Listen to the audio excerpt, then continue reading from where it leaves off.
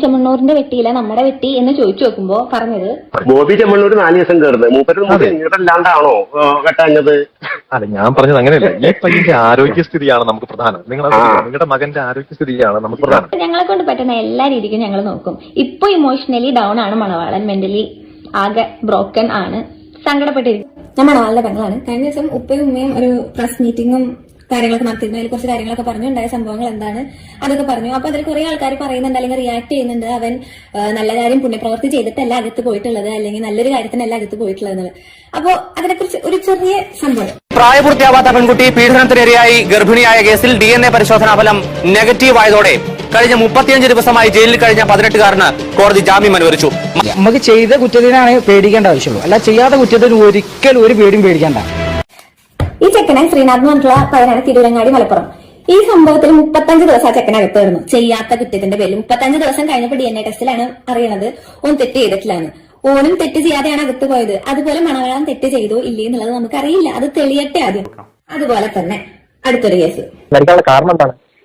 Police പക്ഷപാതം നിന്ന് കേസെടുത്തതുകൊണ്ട് മാത്രമാണ്. അങ്ങനെയാണെങ്കിൽ നിങ്ങൾ അവർക്കെതിരെ കംപ്ലൈന്റ് കൊടുക്കുക. സാർ, ചെയ്യാത്ത കുറ്റത്തിന് ഞാൻ 49 ദിവസം ജയിലിൽ കിടന്നു, എതിരെ പരാതി കൊടുക്കുക.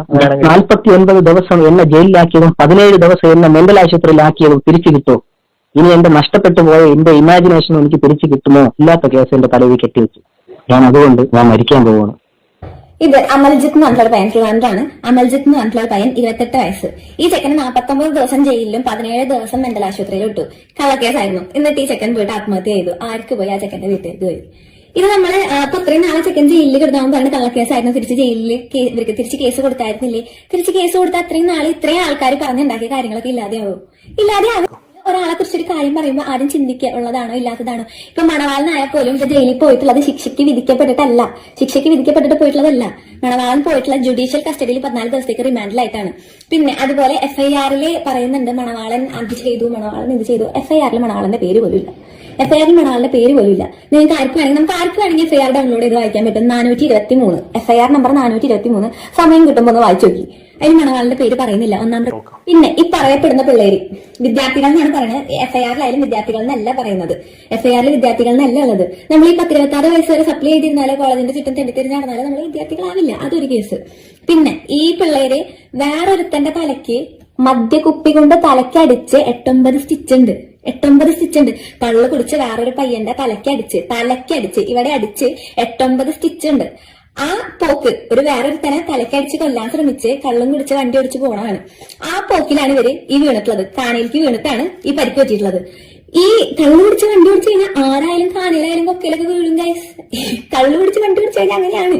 പിന്നെ ഈ പാവങ്ങളില്ല, ഈ പാവപ്പെട്ട പിള്ളേരോ അല്ലെങ്കിൽ വിദ്യാർത്ഥികൾ എന്നൊക്കെ പറയുമ്പോൾ നമ്മുടെ മനസ്സിലാക്കി കുഞ്ഞു പിള്ളേര് അല്ലെങ്കിൽ കോളേജിൽ പഠിക്കുന്ന കുട്ടികള് അല്ല. ഇത് വേറൊരുത്തനെ കൊല്ലാൻ ശ്രമിച്ചിട്ടുള്ള കൊലപാതക എന്താ പറയാ മൈൻഡുള്ള ക്രിമിനൽ മൈൻഡുള്ള ആൾക്കാരാണ് ഈ പോകുന്നത്. അവർക്കെതിരെയാണ് ആദ്യം കേസുള്ളത്. അവർ ആ കേസ് അകത്താവാതിരിക്കാൻ വേണ്ടിയിട്ട് അവര് തിരിച്ച് കേസ് കൊടുത്തു. അവരായിട്ട് കള്ളു പിടിച്ച് വണ്ടി ഓടിച്ചിട്ടുള്ള ആൾക്കാര് തിരിച്ച് കേസ് കൊടുക്കും. സമയത്തിലെ ചൂപ്രണ്ട് നമ്മളോട് ഫാദർ ആദ്യത്തെ ഈ ഇൻസിഡന്റ് നടക്കണമെന്ന് ഫാദർ വിളിച്ചു നോക്കുമ്പോൾ ചൂപ്രണ്ട് പറഞ്ഞിട്ടുള്ളത് ഇവന്റെ ആരോഗ്യത്തിന് വേണ്ടി മുടി വെട്ടിയെന്നാണ്. എന്തേ ബോബി ചെമ്മണ്ണൂരിന്റെ വെട്ടിയില്ല നമ്മുടെ വെട്ടി എന്ന് ചോദിച്ചു നോക്കുമ്പോ പറഞ്ഞത് ബോബി ചെമ്മണ്ണൂർ 4 ദിവസം കയറുന്നത് മൂപ്പര് നീട്ടല്ലാണ്ടാണോ വെട്ടാഞ്ഞത്?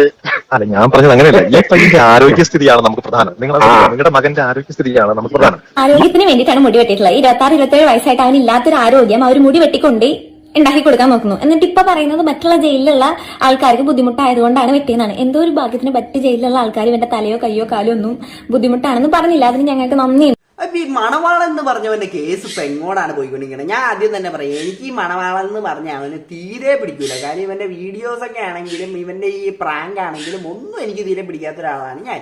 അപ്പൊ അതെന്താന്ന് ചോദിച്ചു കഴിഞ്ഞാൽ എനിക്കത് പിടിക്കൂല, അത്ര തന്നെ. അപ്പൊ ഇവിടെ തത്ത കിടന്ന് ചിലക്കുന്നുണ്ട്, അത് അവിടെ നിങ്ങൾ സൽക്കാരം സഹിക്കാം. അപ്പൊ എനിക്ക് അത്ര പറയാൻ പറ്റുള്ളൂ. അപ്പൊ ഈ ഒരു വിഷയത്തിനകത്ത് പിന്നെ നമുക്ക് പറയാനുള്ളതെന്ന് പറഞ്ഞു, ഇപ്പൊ എന്തിന്റെ പേരിലാണെങ്കിലും ഇപ്പൊ ഒരാൾ നമ്മളെ പോലീസ് പിടിക്കുമ്പോഴത്തേക്കും നമ്മൾ അവർക്ക് കൊടുക്കണ്ട, അല്ലെങ്കിൽ നമ്മുടെ നിയമത്തിന് കൊടുക്കണ്ടോ ഒരു വിലയുണ്ട്.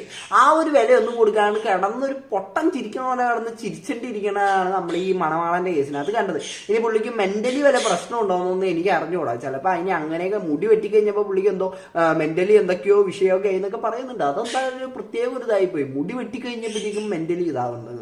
എന്തായാലും ഇങ്ങനത്തെ ആൾക്കാരൊന്നും എനിക്ക് തീരെ ഒരു യോജിപ്പില്ല. പിന്നെ നമ്മളൊരു നിയമത്തിനെ നോക്കി ഒരാളിങ്ങനെ ചിരിക്കുമ്പോഴത്തേക്കും ആ ഒരു ചിരിക്കുന്നതിനകത്ത്, അതായത് ബാക്കിയുള്ളവർക്ക് അപ്പൊ ആ നിയമത്തിനോടുള്ള വില പോണേണ് അവിടെ. ഇപ്പൊ ബോച്ചയുടെ കേസിനകത്തും നമ്മൾ മുന്നേ ബോച്ചയുടെ കേസിനകത്ത് നമ്മൾ ഇതേപോലത്തെ തന്നെ ഒരു സംഭവമാണ് കണ്ടത്. അതായത് ഇങ്ങനെ നടന്ന് ചിരിക്കുക, അതേപോലെ വണ്ടീനകത്ത് ഇരുന്നു ഇങ്ങനെ കാണിക്കുക, അതൊക്കെ കാണിക്കുമ്പോഴത്തേക്കും നമ്മൾ നിയമത്തിന് ഒരു പുല്ല് വില കൊടുക്കുന്നു എന്നുള്ള ഒരു സംഭവമാണ് അവിടെ വരുന്നത്. അപ്പൊ അതിനോടൊന്നും എനിക്ക് തീരെ യോജിക്കാൻ പറ്റാത്ത കാര്യങ്ങളാണ് ഇപ്പൊ ഈ ഒരു കേസിനകത്താണെങ്കിൽ നടന്നിരിക്കുന്നത്. തത്തയുടെ ഒന്നും നിങ്ങൾ ക്ഷമിക്കാട്ടോ. അപ്പൊ എനിക്ക് എന്തായാലും ഞാൻ സോറി പറഞ്ഞാണ് ആ തത്തയുടെ ഒരു കേസിനകത്ത് തത്ത എടുത്ത് ചരിച്ചിരിക്കുന്നത്. അപ്പൊ എന്തായാലും എനിക്ക് അത്ര ഇതിനകത്ത് പറയണം. അപ്പൊ എന്താണ് ഇതിനെപ്പറ്റി നിങ്ങൾക്ക് പറയാനുള്ളത് വീഡിയോയുടെ കമന്റ് ആയിട്ട്. അപ്പോൾ ഇഷ്ടപ്പെട്ടാൽ സബ്സ്ക്രൈബ് ചെയ്യുക. അപ്പോൾ എല്ലാവർക്കും അടുത്തൊരു വീഡിയോ കണ്ടിരിക്കും.